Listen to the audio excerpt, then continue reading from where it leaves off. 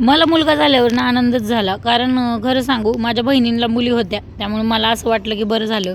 मुलींचा खूप खर्च असतो कानातलं, गळ्यातलं, नाकातलं, चप्पल वेगवेगळ्या मॅचिंग असं तसं. म्हणून मला वाटायचं की बरं झालं माझा थोडासा खर्च कमी होईल मुलगा झाला म्हणून. तर हे नालायक इतकं आहे की ह्याला बी मॅचिंगचं सगळं लागतं, ह्याला इतके कपडे लागतात.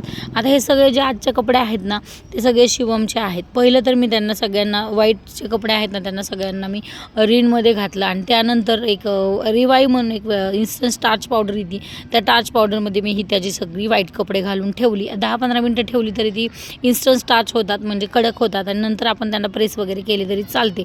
आणि असं 15 मिनटं फक्त पाण्यामध्ये घालून ठेवायचं. टोटल ह्याचे एक 25 शर्ट आहेत आणि याला इतकेच शर्ट असून एकावर एक वाळायला घातलेले आहेत पांढरे आणि तितकेच बाहेर पण कपडे त्याचेच आहेत.